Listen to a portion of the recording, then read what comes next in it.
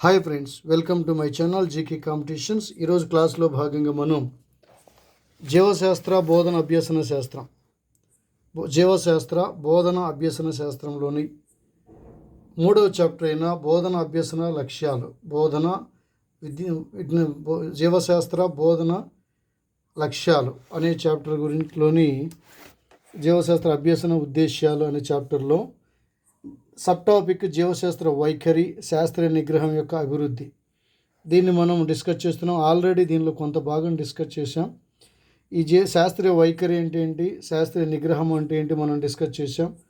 అలాగే ఒక జీవశాస్త్ర ఉపాధ్యాయుడు పిల్లల్లో శాస్త్రీయ వైఖరిని అలాగే శాస్త్రీయ నిగ్రహాన్ని ఎలా అభివృద్ధి చేయాలి, ఇవి అభివృద్ధి చేయడంలో ఉపాధ్యాయుని యొక్క పాత్ర, దాని గురించి కూడా మనం క్లియర్గా తెలుసుకున్నాం. ఈరోజు క్లాస్లో మనం అలాగే శాస్త్రీయ వైఖరులు, శాస్త్రీయ నిగ్రహము రెండు కూడా వాటి అర్థాల్లో వేరు విధాలుగా అతిపాతం చెంది ఉంటాయని, కాబట్టి మనం ఈ రెండింటిని కలిపి నేర్చుకుంటామని మనం డిస్కస్ చేసాం. ప్రపంచాన్ని అన్వేషించడం ద్వారా సాక్ష్యాలను గౌరవించడం, విశాల దృక్పథం, యథార్థత, విమర్శనాత్మకత మరియు తార్కిక ఆలోచన, అలాగే సంశయవాదం, లక్ష్యాత్మకత, పట్టుదల, ఉత్సుకత, సృజనాత్మకత, కనుగొనే స్వభావం, సజీవ నిర్జీవ అంశాలపై సున్నితత్వం, ఇతరులకు సహకారం అందివ్వటం, అలాంటి వైఖరులు అభివృద్ధి చెందటం వల్ల శాస్త్రీయ వైఖరి, శాస్త్ర నిగ్రహం అలవర్చుకుంటారు అని మనం డిస్కస్ చేసాం. ఇక్కడ పేర్కొన్న ఈ 7-8 లక్షణాల్లో మనం ఆల్రెడీ 2 డిస్కస్ చేసాం గత క్లాసులో. ఒకటి, సాక్ష్యాలను గౌరవించటం. అంటే ఇంతకుముందు ఉన్న సైంటిస్టులు వారు చేసిన ప్రయోగాలను, పరిశోధనలను, వారు పొందుపరిచిన విషయాలను గౌరవించాలని, పిల్లవాడు గౌరవించాలి అని మనము అదొక లక్షణాన్ని నేర్పాలని మనం డిస్కస్ చేసాం.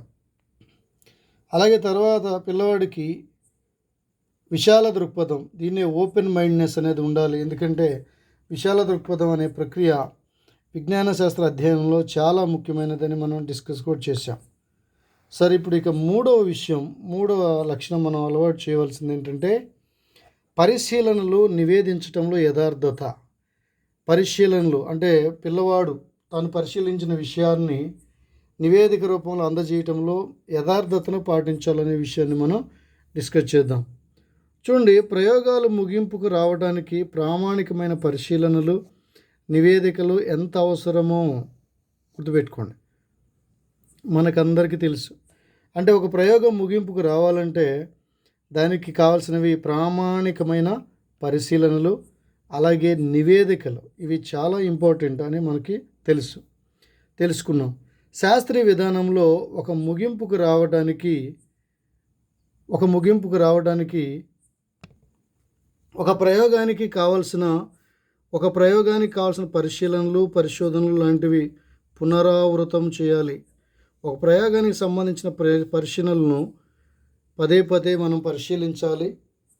అలాగే పరిశోధనలు కూడా పునరావృతం చేయాలి, తిరిగి చేస్తూ ఉండాలి. అలాగే ఉపాధ్యాయులు నివేదికలో నిజాయితీని ప్రోత్సహిస్తూ ఉండాలి.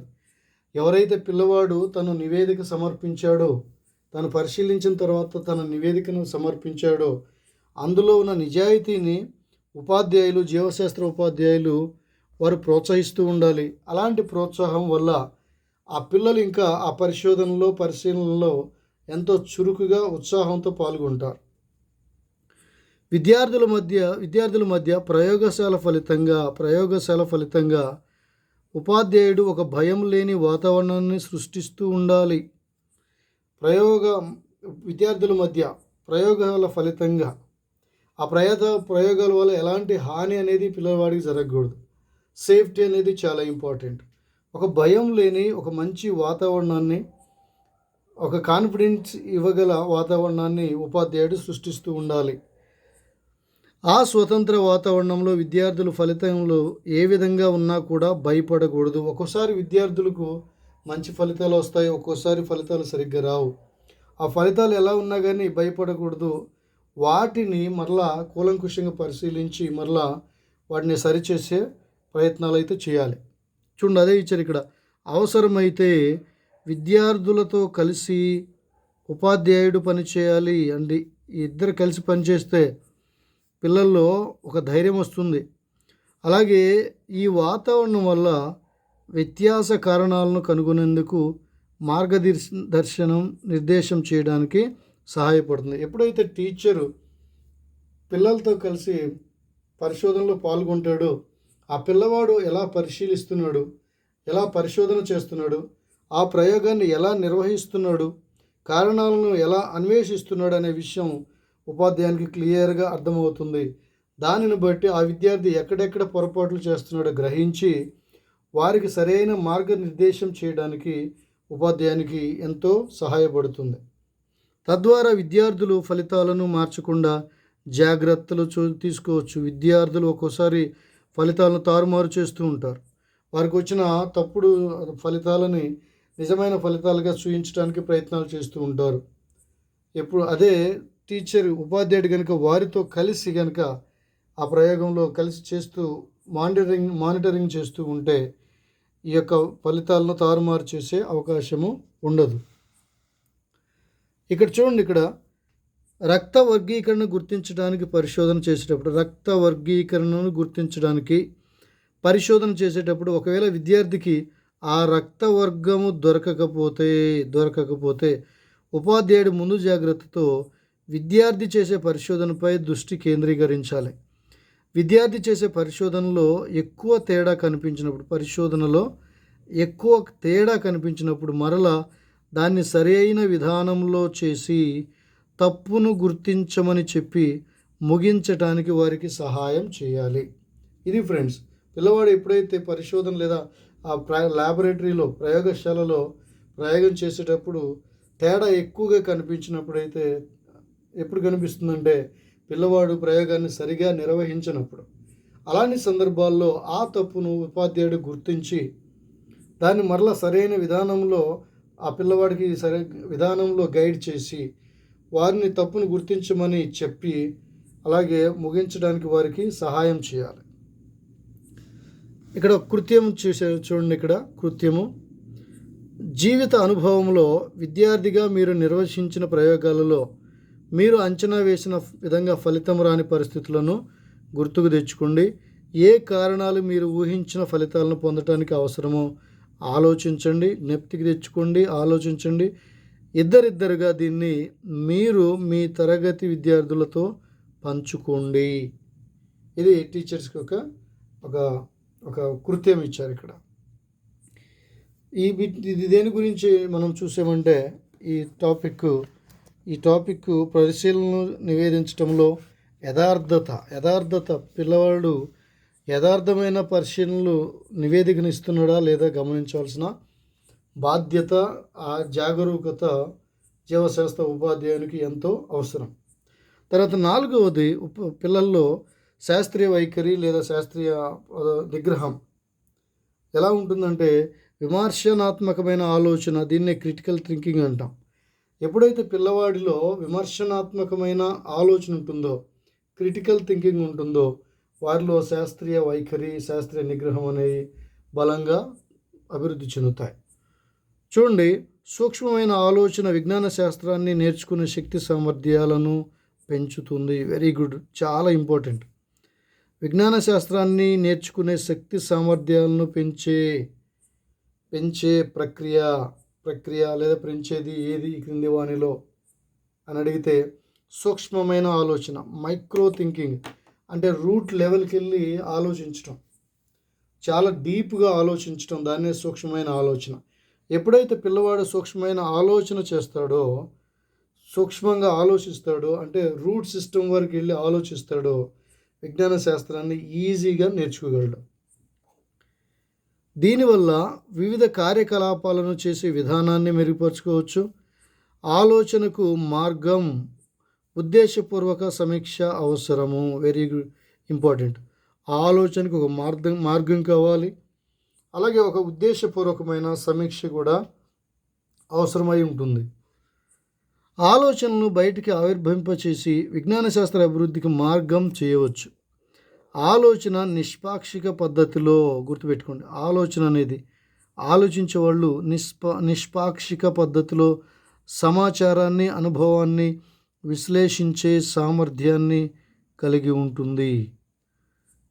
తర్వాత సూక్ష్మంగా ఆలోచించే విధానం తక్షణమే యువతకు రాదు. వారు యువత కదా, మరి అప్పుడే యువత అంటే తెలుసు కదా మనకి, వాళ్ళు ఒక కౌమార దశలో ఉంటారు. వారిలో హార్మోన్ లెవెల్స్ చాలా ఎక్కువగా ఉంటాయి. వారు ఏ డెసిషన్ కూడా పూర్తిగా తీసుకోరు. ఏ డెసిషన్ గురించి కూడా అంత డీప్గా ఆలోచించుకోరు. మూడ్ స్వింగ్ అవుతూ ఉంటుంది. వారి యొక్క అభిప్రాయాలు చాలా స్పీడ్గా మార్చుకుంటారు. కాబట్టి ఆ ఏజ్లో ఉన్న పిల్లలకు సూక్ష్మంగా ఆలోచించే విధానం వెంటనే రాదు. ఎందుకంటే అది అమూర్తమైన ఆలోచన సరళిని కలిగి ఉంటుంది. అబ్స్ట్రాక్ట్ థింకింగ్ అంటే కంటికి కనిపించిన విషయాల గురించి ఎక్కువగా ఆలోచిస్తూ ఉంటారు కాబట్టి, ఊహల్లో విహరిస్తూ ఉంటారు కాబట్టి, ఊహా ప్రపంచంలో వారు జీవిస్తూ ఉంటారు కాబట్టి, ఎక్కువగా అమూర్తమైన ఆలోచనకు వారు కలిగి ఉంటారు కాబట్టి తక్షణమే వారికి సూక్ష్మంగా ఆలోచించే విధానం రాదు. ఉపాధ్యాయులు సులభతర కార్యకలాపాల ద్వారా చర్చల ద్వారా కింది చర్యలను అభివృద్ధి చేయాలి. పిల్లల్లో క్రింది చర్యలను అభివృద్ధి చేయాలి. ఎలా? ఒకటి చూడండి, ఇక్కడ అభివృద్ధి కోసం చేసిన పనిని పునరుద్ధరణ చేసుకోవడానికి అంగీకారం తెలపాలి. ఏదైనా ఒక పని అభివృద్ధి జరగాలంటే దానికోసం చేసిన పనిని రీస్టోరేషన్ చేసుకోవడానికి వారికి అంగీకారాన్ని తెలపాలి. ఏది కూడా వారికి నో అని చెప్పకుండా మరలా ఇంకా డెవలప్మెంట్, వారు చేసిన పనిలో డెవలప్మెంట్ మెరుగుపరుచుకోవడానికి ఇంకా ఏదైనా పని చేస్తాము, ఇంకా ఏదైనా ఎక్స్ట్రా చేస్తామని అన్నప్పుడు దానికి అంగీకారం తెలపాలి. తర్వాత ప్రత్యామ్నాయ మార్గాలను గమనించి ఆమోదించటం. ఆ యొక్క ప్రయోగానికి చేయడానికి కావాల్సిన ప్రత్యామ్నాయ మార్గాలను వాటిని గమనించాలి. అవి సరైన మార్గాలు అయితే వాటిని ఆమోదించాలి. తర్వాత తాను ఎన్నుకున్న మార్గంలో అనుకూల వ్యతిరేక అంశాలను గుర్తించాలి. ప్రయోగం నిర్వహించేటప్పుడు దానికి ఆ అంశంలో ఉన్న అనుకూల అంశాలు గుర్తించాలి, అలాగే వ్యతిరేక అంశాలను కూడా గుర్తించాలి. తర్వాత పూర్వ పనులు ప్రతిబింబించడం ద్వారా తప్పులను గుర్తించి తర్వాతి తప్పులను నివారించటం. ఇంతకుముందు చేసిన పనులను వాటిని మరలా ఒకసారి పరిశీలించి వాటిలో ఒకవేళ ఏమైనా తప్పులు ఉన్నాయేమో గుర్తించి తర్వాత ఆ తప్పులను నివారించాలి. అంటే తప్పులు జరగకుండా నివారించాల్సిన బాధ్యత టీచర్స్దే. తర్వాత సంబంధిత శాస్త్రీయ వాస్తవాలపై దృష్టి కేంద్రీకరించడం అనేది ఉపాధ్యాయుని యొక్క ముఖ్య బాధ్యత. తర్వాత ఇక్కడ చూడండి, వివృత రకపు ప్రశ్నలను అడగటం. వివృత రకం అంటే ఓపెన్ మైండెడ్ ప్రశ్నలను అడగటం. దీని గురించి మీరు ఏమి ఆలోచిస్తున్నారో దీని గురించి ఆలోచించండి. ఓపెన్ ఎండెడ్ అంటే క్వశ్చన్ వేస్తే ఆన్సర్ వెంటనే చెప్పేలాగా ఓపెన్ ఎండెడ్ క్వశ్చన్స్ వాటిని అడగాలి. దాని గురించి మీరు ఏమి ఆలోచిస్తున్నారో మీరు దీని గురించి ఊహించండి. ఒక చిన్న యాక్టివిటీ లాగా ఇచ్చారు ఫ్రెండ్స్. సరే, తర్వాత పిల్లల్లో డెవలప్ చేయవలసిన ఇంకొక లక్షణం ఏంటంటే లాజికల్ థింకింగ్. దాన్నే తార్కిక ఆలోచన అంటాం. ఈ శాస్త్రీయ పద్ధతి ద్వారా విద్యార్థులు కార్యకారణ సంబంధం అదే కాజ్ అండ్ ఎఫెక్ట్ రిలేషన్షిప్. కార్యము కాజ్ అండ్ ఎఫెక్ట్ రిలేషన్షిప్ని తెలుసుకుంటారు. క్వశ్చన్ అడగవచ్చు ఫ్రెండ్స్ ఇలా: కార్యకారణ సంబంధాన్ని ఏ పద్ధతి ద్వారా విద్యార్థులు తెలుసుకుంటారు? ఆన్సర్ తార్కిక ఆలోచన. ఎవరికైతే ఏ పిల్లవాడైతే లాజికల్గా థింక్ చేస్తారో వారు కార్యకారణ సంబంధాన్ని ఈజీగా తెలుసుకుంటారు. కాజ్ అండ్ ఎఫెక్ట్ రిలేషన్షిప్ని ఈజీగా గ్రహిస్తారు. అంటే శాస్త్ర ఫలితాలకు కారణాలను గుర్తిస్తారు. ఎగ్జాంపుల్ చూడండి, ఇక్కడ ఒకటి ఇచ్చారు. ఒక కారణంతో ఆలోచించేదాన్ని తార్కిక ఆలోచన అంటారు. ఒక కారణం అంటే వారు ఆలోచించే ఆలోచనకు ఒక కారణం ఉండాలి. అలా కారణంతో ఆలోచించేదాన్ని తార్కిక ఆలోచన అంటారు. పిల్లలు ఏదైనా కారణం బయటకు వ్యక్తపరచడానికి ముందే సహాయం చేయటం వల్ల వారు నిలకడగా ముగింపుకు చేరుకోవడం జరుగుతుంది. అలాగే శాస్త్రీయ దృక్పథాన్ని వృద్ధి చేయటమే తార్కిక ఆలోచన. శాస్త్రీయ దృక్పథాన్ని వృద్ధి చేయటమే తార్కిక ఆలోచన అని కూడా మనం చూస్తున్నాం.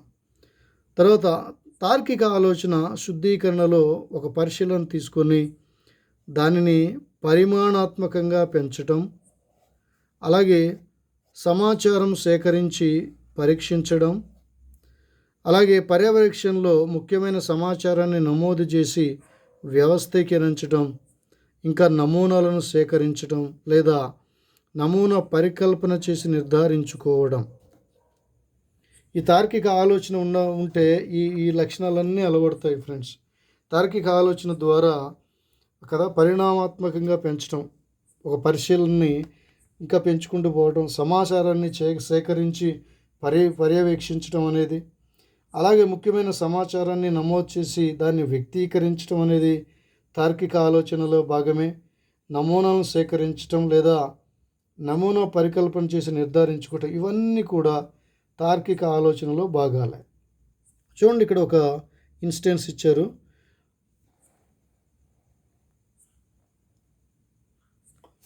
ఆనువంశిక సూత్రాలను కనుగొనడంలో ఇతరులు విఫలమైనప్పటికీ గ్రెగర్ మెండెల్ తన తార్కిక ప్రయోగాలు జాగ్రత్తగా ఖచ్చితమైన నివేదికను తయారు చేయటం కనుగొనటానికి ఈ అలవాట్లు సహాయపడతాయి.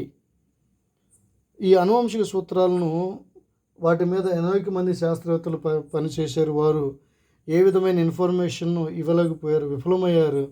కానీ దాని మీద గ్రెగర్ మెండెల్ తన తార్కిక లాజికల్ థింకింగ్తో జాగ్రత్తగా పరిశీలించి ఖచ్చితమైన నివేదికను తయారు చేసి తర్వాత ఆ ఆనువంశిక సూత్రాలను ఆయన ప్రతిపాదించినట్లు మనం చూస్తున్నాం. ఇక్కడ కృత్యం ఒకటి ఇచ్చారు చూడండి. తార్కిక ఆలోచన అభివృద్ధికి విజ్ఞాన శాస్త్ర అభ్యసన ఎలా తోడ్పడుతుందో ఉదాహరణలతో చర్చించండి. తర్వాత 6వది సంశయవాదం, సెప్టిసిజం అంటాం. సంశయవాదం తార్కిక ఆలోచన. ఇది శాస్త్రీయ పద్ధతిలో ఒక విధానం. సంశయవాదం అంటే చూద్దాం. సమాజంలో ఉండే నమ్మకాలను, ఆలోచనలను లేదా నిజాలను శాస్త్రీయ పరిశోధనల ఆధారంగా ప్రశ్నించడం సంశయవాదం. సంశయవాదం అంటే ఏంటి? సమాజంలో ఉండే నమ్మకాలు, అలాగే ఆలోచనలు లేదా నిజాలను ఒక శాస్త్రీయ విధానంలో ప్రశ్నించడాన్నే సంశయవాదం అంటాం. చూడండి, ఇక్కడ ప్రజల అజ్ఞానము, మూఢనమ్మకాలు, భయం, కల్పిత సందర్భాల వల్ల పాటించే గుడ్డి నమ్మకాల ద్వారా మూఢనమ్మకాలు చాలా వరకు ప్రాచుర్యంలో ఉన్నాయి. అయితే విజ్ఞాన శాస్త్ర బోధన ఏమి నేర్పాలి? విజ్ఞాన శాస్త్ర బోధన అధ్యయనం పిల్లలకి అలాంటి మూఢనమ్మకాలను ప్రశ్నించే తత్వాన్ని ఇస్తుంది. మూఢనమ్మకాలు సమాజంలో పర్టికులర్గా మనలాంటి దేశాల్లో మనలాంటి ఎన్నో మూఢనమ్మకాలు ఇప్పుడు కూడా ఈ 21st సెంచరీలో కూడా ఎన్నో మూఢనమ్మకాలు ఇప్పుడు హైలీ క్వాలిఫైడ్ పర్సన్స్ కూడా ఈ మూఢనమ్మకాలను వారు పాటిస్తూనే ఉన్నారు. అయితే ఈ మూఢనమ్మకాలను ప్రశ్నించే ఆ విధానాన్ని సంశయవాదం అంటాం. అది కూడా ఒక శాస్త్రీయ పద్ధతి ప్రకారం దాన్ని ప్రశ్నించాలి. ఉదాహరణకు పురాతన కాలంలో ప్రజలు ఒక ఎద్దు తన కొమ్ముల సహాయంతో భూమిని మోస్తుంది అని భావించేవారు. ఆ ఎద్దు భూమిని ఒక కొమ్ము నుంచి మరొక కొమ్ముకి మార్చినప్పుడు భూకంపాలు వస్తాయి అని భావించేవారు. ఈ నమ్మకాలు మిథ్య అని శాస్త్రీయ పరిశోధన ద్వారా భూకంపాలు కలిగే విధానాన్ని వివరించారు. భూమి లోపల జరిగే కొన్ని ప్రక్రియల అంతరాయం వల్ల భూమి అదురుతుంది, ఇదే భూకంపం అని శాస్త్రవేత్తలు నిరూపించారు. కానీ ఇప్పటికీ కూడా సమాజంలో చాలా మూఢనమ్మకాలు అమలవుతున్నాయి. కొన్నిసార్లు విద్యావంతులైన ప్రజలు కూడా భయంతో ఈ మూఢనమ్మకాలను అనుసరించడం వల్ల మూఢనమ్మకాలు కొనసాగబడుతూ ఉన్నాయి. ఇంకొక విషయం, ఇంకొక మూఢనమ్మకం చూడండి. ఉదాహరణ, సూర్యగ్రహణం లేదా చంద్రగ్రహణం పూర్తయ్యే వరకు ఆహార పదార్థాలకు దూరంగా ఉండటం, ఇంటి నుంచి బయటకు వచ్చేటప్పుడు తుమ్మటం లేదా పిల్లి ఎదురు రావడం వల్ల పని మానుకోవడం లాంటివి, ఇవన్నీ కూడా మూఢనమ్మకాలే. ఇవన్నీ జస్ట్ సూపర్స్టిషియల్ బిలీఫ్స్. ఇలాంటి నమ్మకాలు, అపశకునాలను నమ్మే ముందు శాస్త్రీయ ఆధారాల పరంగా ఆలోచించి అనుకూల లేదా వ్యతిరేక నిర్ణయాలు తీసుకునే విధంగా విద్యార్థులకు శిక్షణ ఇవ్వాలి. ఇక్కడ కొన్ని పాయింట్స్ ఇచ్చారు చూడండి. భూమి సూర్యుడికి దగ్గరగా ఉండటం వల్ల వేసవి కలుగుతుంది. మెరుపు ఎప్పుడు 2 సార్లు అదే స్థానంలో రాదు. అలాగే పుట్టబోయే బిడ్డ ఆడ మగ అని నిర్ధారించడంలో పూర్తి తల్లి బాధ్యతే అనేది, ఇలాంటివన్నీ చూడండి. ఇక్కడ ఈ నిర్ణయాలను శాస్త్రీయ ఆధారపరంగా వారు ఆలోచించి నిర్ణయాలు తీసుకునే విధంగా వారికి శిక్షణ ఇవ్వాలి. తర్వాత విజ్ఞాన శాస్త్ర బోధన అభ్యసన ద్వారా ఇలాంటి మూఢనమ్మకాలను విస్మరించాలి. అలాగే కల్పితాలను, మూఢనమ్మకాలను సాక్ష్యాల ఆధారంగా మూల్యాంకనం ద్వారా నిరాకరించాలి. దీన్నే సంశయవాదం. ఎప్పుడైతే పిల్లల్లో సంశయవాదం అనే శాస్త్రీయ వైఖరి అభివృద్ధి చెందుతుందో ఖచ్చితంగా వారు ఎవ్వరు కూడా మూఢనమ్మకాలని నమ్మరు. శాస్త్రవేత్తలు గుడ్డిగా విషయాలను అంగీకరించకుండా నిరంతర పట్టుదలతో ప్రశ్నించే ధోరణి కలిగి ఉండాలి. ఇలాంటి సమస్యలను ఉపాధ్యాయులు చర్చలు నిర్వహించి పిల్లలు ఈ చర్చల్లో ఉత్సాహంగా పాల్గొనేటట్లు ప్రోత్సహించాలి. క్రమంగా దీని ద్వారా హేతుబద్ధమైన విమర్శనాత్మక ఆలోచనలను పెంపొందించవచ్చు. కృత్యం ఇచ్చారు చూడండి. సమాజంలో పాటించే కొన్ని మూఢనమ్మకాలను గుర్తించి తరగతి గదిలో అలాంటి విషయాలను పరిష్కరించడానికి కొన్ని సలహాలు ఇవ్వండి. మరి ఈ కృత్యం పిల్లలకు ఇవ్వడం ద్వారా ఆ పిల్లల్లో ఉపాధ్యాయుడు ఆశించే అభ్యసన మార్పు ఏంటి?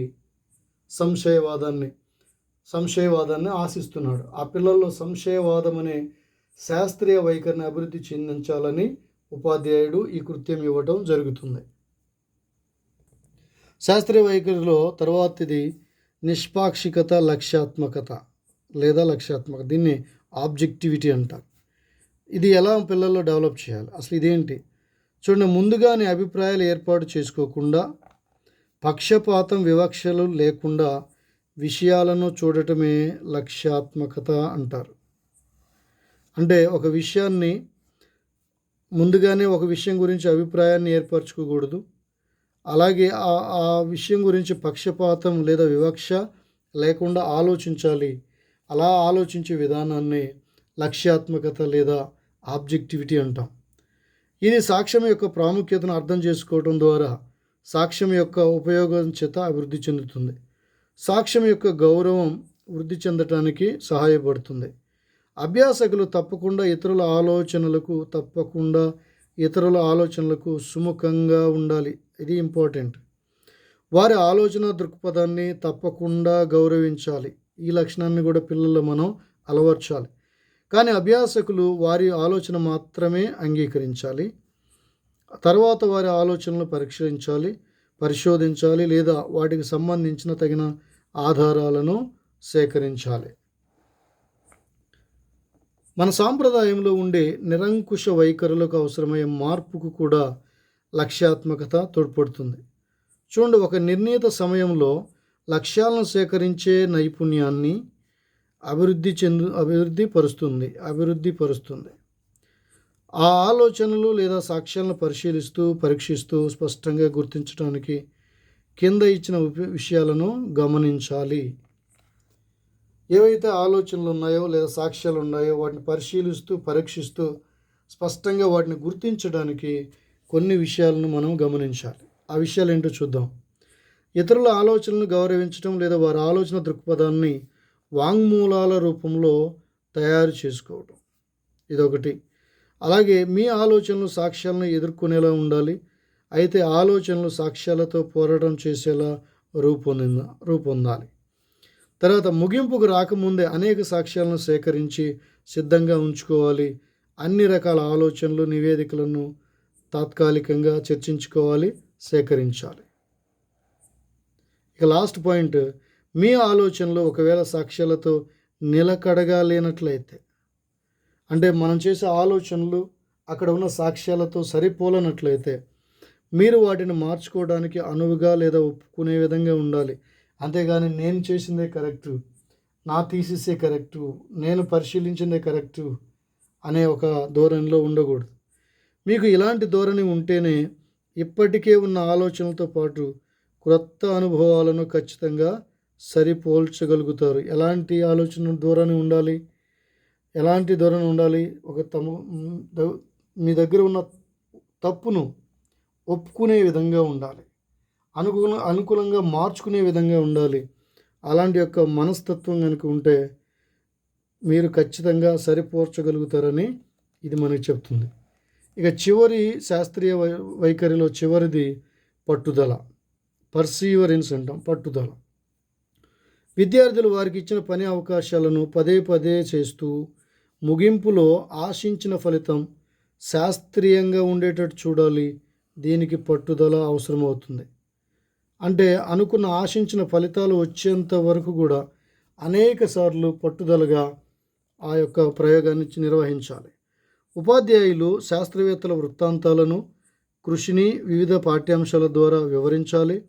ఉదాహరణకు అరిస్టాటిల్, మెండల్, హరగోవింద్ ఖోరానా, జేసీ బోస్ మొదలైన శాస్త్రవేత్తల సేవల కథనాలు వారికి తెలియజేయాలి.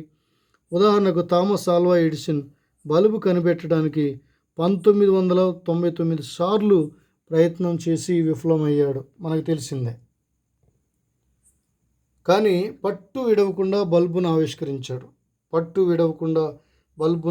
ఆవిష్కరించాడు. శాస్త్రీయ దృక్పథిలో లేదా శాస్త్రీయ వైఖరి, శాస్త్రీయ నిగ్రహము ఇవి డెవలప్ అవ్వాలంటే పిల్లల్లో పట్టుదల అనేది ఉండాలి, పర్సీవరెన్స్ అనేది ఉండాలి. ఎడిసన్ 1999 సార్లు నేను విఫలం కాలేదు, కానీ ఈ 1999 మార్గాల ద్వారా బల్బు తయారు కాలేదు అని నేను నేర్చుకున్నాను అని అన్నారు. చూడండి, ఒక వ్యక్తి ఒక విషయంలో ఇన్నిసార్లు ఫెయిల్యూర్ అయిన తర్వాత కూడా ఆయన యొక్క తన ఆత్మవిశ్వాసం చూడండి, తన యొక్క లాజికల్ థింకింగ్, తన యొక్క ఆ సైంటిఫిక్ టెంపర్ చూడండి. 1990 సార్లు నేను ఫెయిల్ అవ్వలేదు, కానీ ఆ 1990 సార్లు అనేవి ఆ మార్గాలు బల్బును తయారు చేయడానికి సరైన మార్గాలు కావు అని ఆయన నేర్చుకున్నానని ఆయన ఒక ఇంటర్వ్యూలో చెప్తారు. తర్వాత మెండల్ పట్టుదలకు మరొక నిదర్శనం బఠానీ పరిశోధన వృత్తాంతం వివరణ. ఈ విధంగా నిరంతర వైఫల్యం నుంచి విజయవంతమైన చరిత్ర ఉత్పన్నమవుతుంది. ఉపాధ్యాయులు విజ్ఞాన శాస్త్ర ప్రాముఖ్యతను, శాస్త్రవేత్తల సేవలను విద్యార్థులకు వివరించాలి. విజ్ఞాన శాస్త్ర ప్రాముఖ్యతను వివరించాలి, అలాగే శాస్త్రవేత్తల సేవలను కూడా విద్యార్థులకు వివరించాలి. దీని ద్వారా విద్యార్థుల్లో ఉన్న అపోహలను తొలగించవచ్చు. ఇక్కడ ఇంపార్టెంట్ కొటేషన్ ఇచ్చారు చూడండి.